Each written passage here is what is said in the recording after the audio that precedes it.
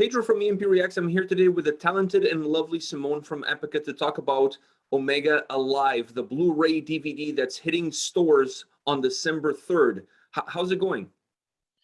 I'm doing great, thank you. Yeah, I just finished cleaning the kitchen and ran upstairs to join you for the interview. How are you doing? I'm doing great. I'm doing great. When I watched the live stream, the first thing that I said to myself and to everyone that could hear me is that you guys have to immortalize this in a DVD format because this is too good to be just a one-time thing. So did that idea come after the stream, or you guys always had it in your back pocket that this performance was going to become something much larger than just a stream? Well, we had the recording basically already because we pre-recorded the stream prior to its release day, 12th of June. We recorded it in March earlier this year. So we had the footage, and seeing the immense positive response from the fans, and also we were kind of happy with the end result as well. We kind of decided, okay, it's too good in a way to just be online for a couple of days, and also in the back of our minds that we have the pandemic and not a lot of shows happening. This was the biggest show from Epica, so why not release it on a DVD? It was kind of the obvious choice.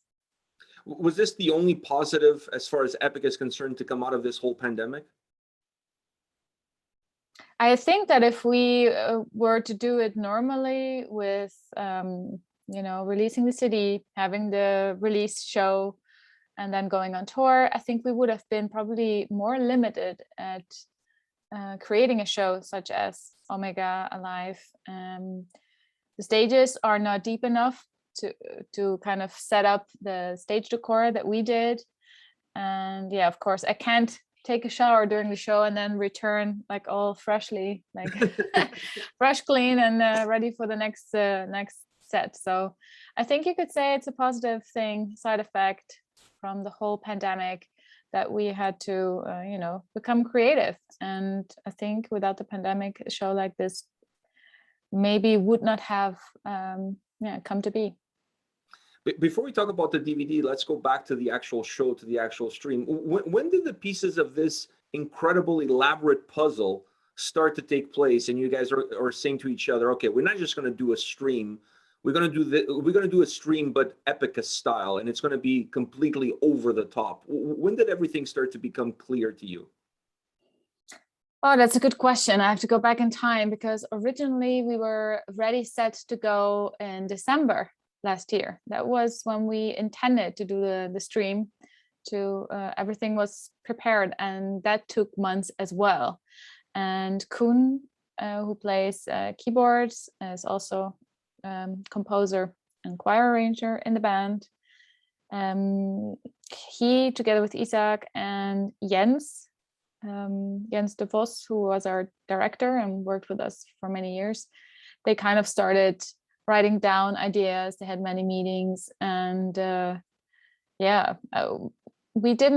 we weren't sure if we were going to do a stream from the get-go when the pandemic hit us, but we didn't know how long it was going to last. And then more and more colleagues in the scene were creating live streams, and we talked about the possibility many times, but we also said we don't want to have a typical Epica live show. If we can, then we're gonna do something big.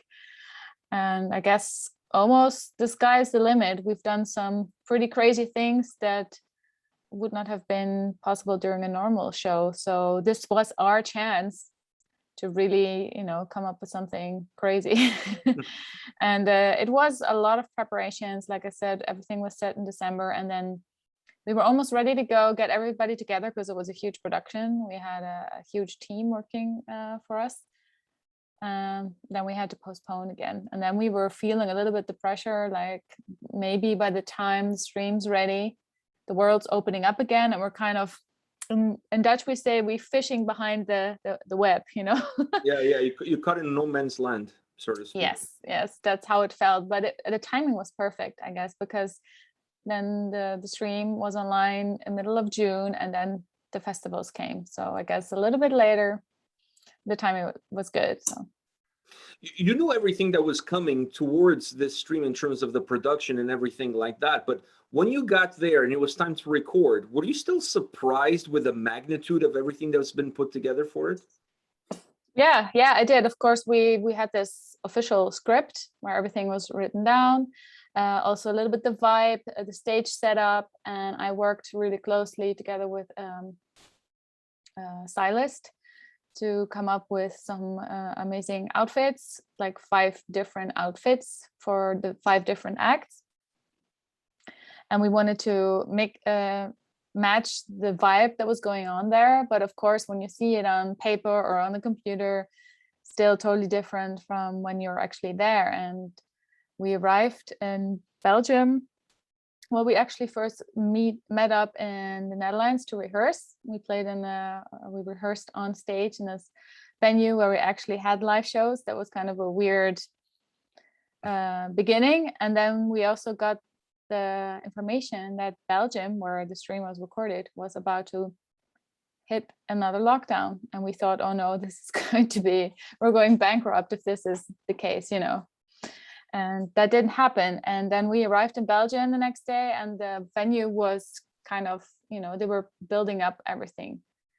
And to see the stage decor change every day, and, you know, this huge team working on it, realizing this, it was difficult for me to keep, you know, my focus on the camera and not be like, ooh, you know, especially when we had the fire act during Utopia, and we had the children choir.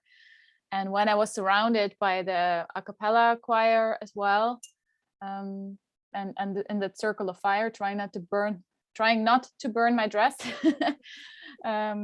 Yeah, so it was great for me to actually watch the stream as well, without the pressure of performing and hoping that everything goes well, because you experience it differently when you're actually playing than when you're watching it. And it was great to watch it. I had a little party at home with some friends that came over, and I was nervous like never before. I had to go to the bathroom every 5 minutes. I was like, excuse me, guys, I'm so nervous. And I was so emotional as well, because of everything that has been going on, and we were working towards this huge project for such a long time, and like it was hanging by the, how do you say, hanging by a thread, because of the ever-changing rules in all the different countries. And getting the whole group together was difficult, because Mark lives in Italy, or Sicily, excuse me. I live in Germany. Isaac lives in Belgium, and then we have guys in Holland. So it was close to a miracle that we got to do the show. So I think that also is an amazing reason that we now immortalized it as a Blu-ray. So it can go nicely with my Epica collection. Were you a little bit surprised with some of the negative comments from fans that were perhaps expecting it to be a live stream where you guys were performing live and not be like a pre-recorded stream? Like, once you watch the stream, you understand why you guys did it the way you did it. Like you said, it would have been impossible to do something of this magnitude live. I mean, you couldn't change outfits, you couldn't change the scenery behind you. But were you a little bit surprised with some of that negativity that came the way of the band? No, I didn't see it as negativity. Nor did a lot of those comments reach me. But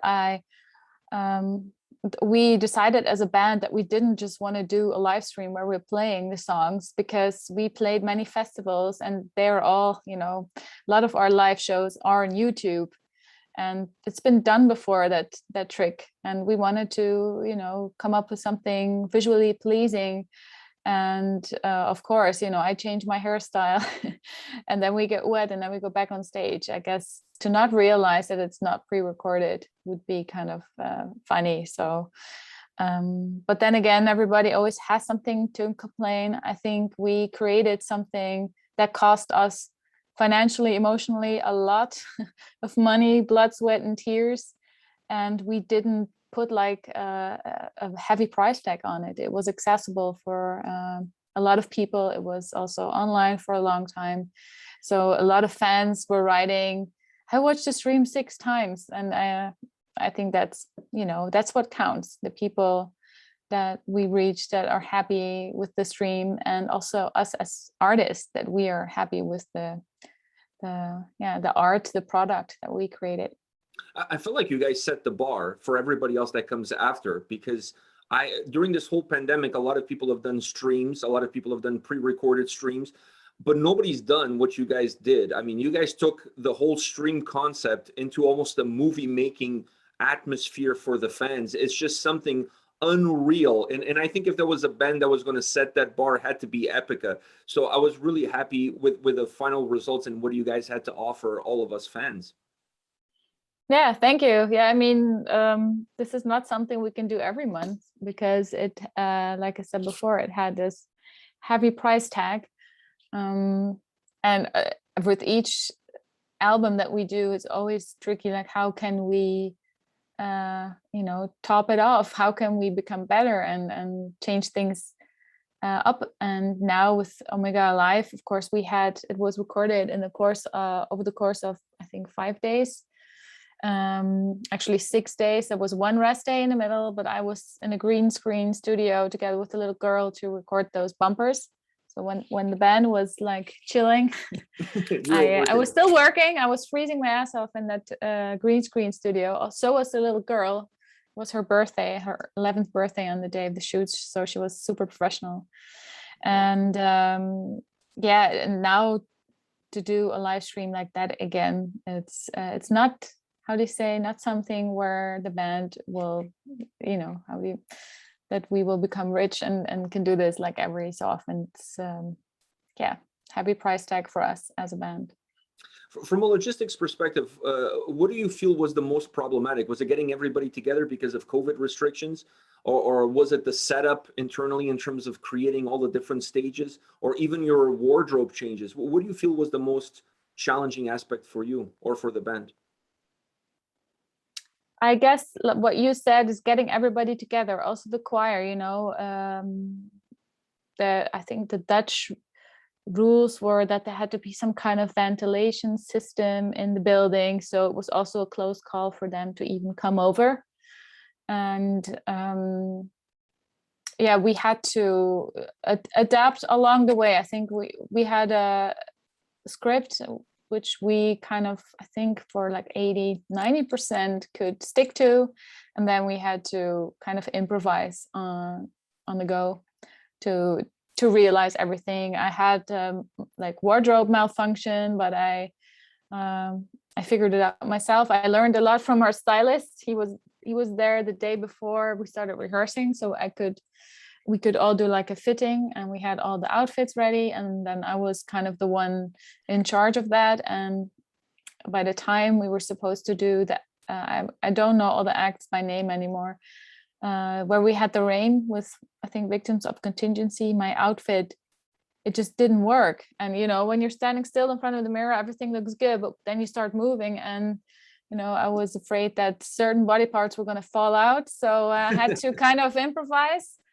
And like always, hair and makeup takes longer than planned, and the guys know that. I mean, we've been doing photo and video shoots for years, and still they don't calculate enough time for hair and makeup. So then there was always a little bit of pressure, like I was the last to get ready, like come over. And but then we had to wait for something else that went wrong, and you had to be super patient, professional. Everybody kept distance. We were wearing the masks. And it was not like a show that you play from beginning till the end. It was with a lot of interruptions, and then we always had to get back into the vibe of the show and give it our all when we were recording the song that we recorded in one take. How difficult was it for you guys to put a set list together? Because you have so many songs to pull from, plus the new record. Was that a very long and arduous discussion on the set list? With each new album that we get, the set list will always become more complex of getting a good set list that has a nice attention span to it, beginning, middle, end. Of course, this was more Omega focused, so we started with Alpha and played the songs we created videos for, mix it with some classics, play the very first song that we ever wrote, and end with Omega. And I think the set was about 1 hour and 40 minutes. More songs would have meant also a lot of extra work for us. and I think we came up with a very good set list. There's only one song that was missing for me, but that's probably because it's one of my favorite new songs that I'm like very excited to play live, and that's Code of Life. I think that I can't wait to finally play that song during a show. But yeah, it was great to play the Omega songs for the stream and then later for the festivals. Otherwise, without Omega Alive, we would have had this really cold shower at our first festival, and it already felt really weird having an actual audience. I mean, we had an audience for Omega Live. It was the camera crew. It was like 30 people, but the interaction is a little bit different with them than with a normal audience. Yeah, it's definitely not the same. Mm. How involved were you guys with the DVD process? Because everything else is done, and now it's time to create this DVD that's going to stay forever with fans. So did you guys have a hands-on process, or did you kind of outsource it to somebody else? That's actually a good question. I mean, that is something I can't really answer because I don't know. I mean, we kept it within the band. Koen again did a lot of work together with Jens. I know that they spent days together working in Jens's office to finalize everything. We had a couple of photographers on set, so we had a huge batch of awesome photos to choose from, which is like a luxury, having so many amazing photos and then coming up with the best photos. Then Stefan Heilemann from Heilemania, that has been doing our artwork since 2008, created the booklet for it. And there's the show as it is, beginning to end. In between all the stuff that was going on, we didn't record any behind the scenes footage. It's just basically the huge amount of photos that we have that is our behind the scenes. And maybe, I don't know if the guys filmed a lot. I think I'm always the one that films and takes behind the scenes photos the most. But I also was, focused on and getting ready. I mean, hair and makeup was a lot of work, and I had hair and makeup artists also there to help me with that, because normally I'm always doing that stuff myself, but for huge shows where the pressure is on, I like to have a team that I can relax a little bit during that process. I was always the first arriving, getting my hair and makeup done, and the last to leave the makeup chair. I'm sure you don't have any problem with that. You got a nice, easy hairdo, huh? Yeah, but my beard takes a lot of time. Yeah. Guys have a lot of beard grooming products. I know that. Yeah. Rob as well. He has a very nice beard, so I'm sure he takes his time to get it all nice and coiffed before going on stage. So from a DVD perspective, what the fans saw during the stream is what the fans are going to get on this DVD. There's, outside of the pictures, like you said, there's no other extra footage that was captured on that day that's going to make it somehow into this DVD release. No, it's basically the show. And of course, there's also the CD version, there's the earbook, there's the vinyl.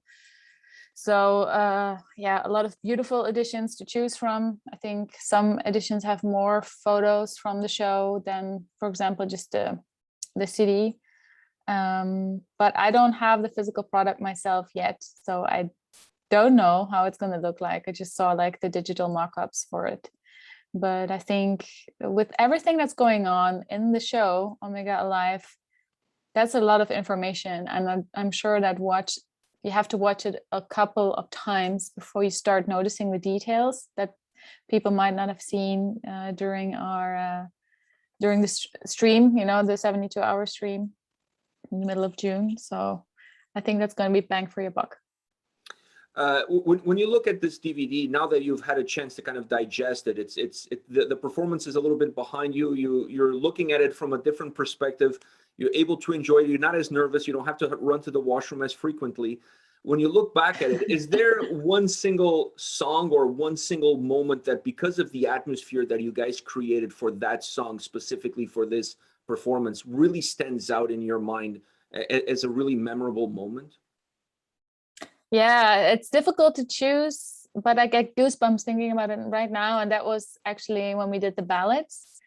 because the way it was shot, it was a one take going from Rivers standing in the middle of the choir and then walking into that circle of fire. You know, the lights would go completely out as soon as Rivers was ended, and then I had to walk towards Kun and Isaac, who were playing the intro of Once Upon a Nightmare, and then I had to step into the Ring of Fire, and as the song started to play after the intro was done, then the circle was lit, and it was just an amazing vibe. It reminded me a little bit of one of my all-time favorite movies, which is Dracula from Francis Ford Coppola, where Wilhelmina is in that circle of fire to protect her, and I felt a little bit like that. And the song reaches such a beautiful climax, and then a camera guy was like running around me, and I was doing this huge movements and trying to get it right, and then the guys were circling around me like a little bit as if they were my guardians. It felt like that. It felt very very special. So yeah, I don't think we will be able to do that circle of fire. It was already kind of dangerous as it is. I mean, the camera guy couldn't look behind him when he had to walk backwards. So there was always an assistant helping him because he was kind of blind. He could only see what he saw on this camera. He couldn't like turn around and, you know, almost trip over that circle of fire. Wow, the Ring of incredible. Fire. I also thought that Piano on Fire was absolutely phenomenal. I don't know who that too. Yeah. I don't know whose idea that was. The only way that could have gotten any better is if the piano was on fire and you guys were underwater playing the song. I mean, that's probably the only way things could have gotten any bigger and any better. The production on this concert was just through the roof. One last question for you. You and the band, you guys have so much experience of playing live shows, festivals, doing all sorts of things, but this is very new, not just to the band, but very new to the business in general. Like I said, you guys really set the bar. Nobody's done anything even remotely close to it. What kind of experience now do you take away from this, and it kind of stays with you, and you look forward and you'll try to incorporate in other things that yourself or the band will do? I mean, we invested in not just Omega Live, but also the live shows that are about to come with new stage decor, like the beautiful snakes that were recreated. We already had them with us for a couple of festival shows, so I look forward to do just live shows and have those elements of Omega Live incorporated in it, and see whatever is possible for us to kind of recreate it as much as we can. But this was kind of a once in a lifetime show that is now on DVD as well, or Blu-ray. But the most important thing is that for us as a band is just to have fun and to transfer that passion onto the audience and have like this beautiful interaction with the audience. And that's something we missed. I missed, me, myself, and we missed a lot in this pandemic, seeing, you know, having interaction with the audience and seeing their immediate response to the music. And even though a streaming concert and now also DVD, it's beautiful, and it has a lot of plus for people that don't have the financial or physical means to go to a concert, or maybe even psychological, because a lot of people are afraid to be in crowds. And I think now with the whole pandemic, that might have made it worse for a lot of people. And I think now this DVD will hopefully offer some, you know, comfort, and people will be able to see Epica's biggest show as, you know, as much as they want. That I love the vibe during live shows, and it doesn't matter how big the show is, because one of my favorite shows aside of Omega Live was a small show we did on a 70,000 tons of metal cruise. It was not a gigantic crowd, but it was the moment, like the energy of that evening, that made me remember it. And even though I had like a really nasty cold, I still had an amazing time. And playing in front of 10,000s of people doesn't automatically make it a good show. So sorry, that was a long answer. No, that was perfect. That was perfect. I want to thank you very much for your time. I just want to remind everybody that DVD Blu-ray Omega Live comes out December 3rd, right before the holiday season. The perfect gift for the metalhead in your family. I hope I get one in my stocking. So I'm gonna subliminally tell my wife that I need to get one in my stocking. So perfect timing for you guys. Thank you very much, Simone, for your time today. It was a pleasure to know a little bit more about the stream and to know a little bit more about this DVD that's coming out on Nuclear Blast. Thank you. Thank you. You're welcome. Thanks for having me.